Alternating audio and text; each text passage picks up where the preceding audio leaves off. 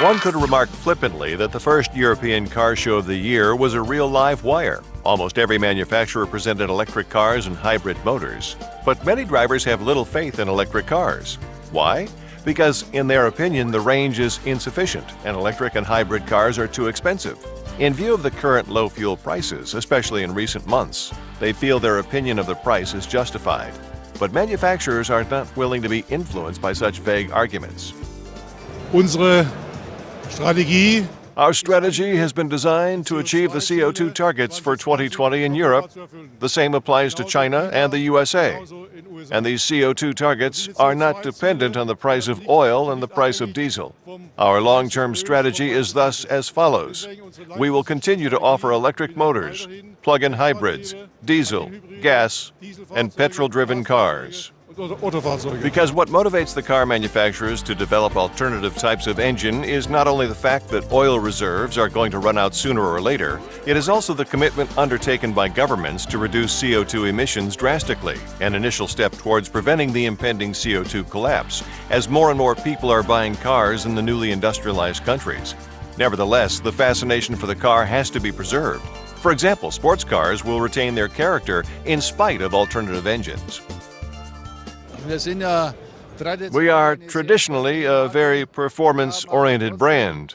Nevertheless, we believe that to be able to offer environmentally friendly drive concepts is the ultimate challenge for the car industry. However, of course, we have to realize that the next 10 to 20 years will feature a coexistence of conventional engines and very modern electric drive systems, and we need to offer products for all these customers. The anxiety concerning limited range referred to earlier is still one of the decisive arguments against electric cars. The development of battery technology is currently making huge steps forward. The range specifications will soon increase markedly. Some car drivers will then say, I don't usually drive that far, and I can always recharge my car. For this reason, sooner or later, the car industry will offer electric cars with varying ranges. This can possibly be compared to the varying power of petrol and diesel engines currently available. But the tried and tested engines won't disappear in the midterm, that's for sure.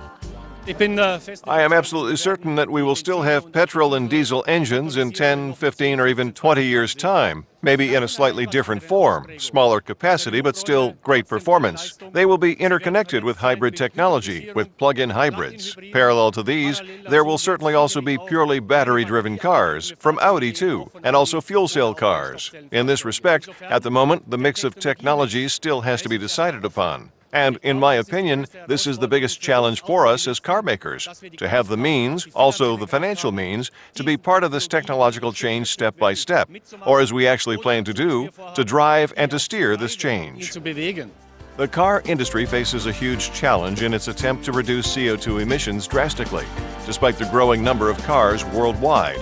A large undertaking, although there are other issues which possibly need more urgent attention.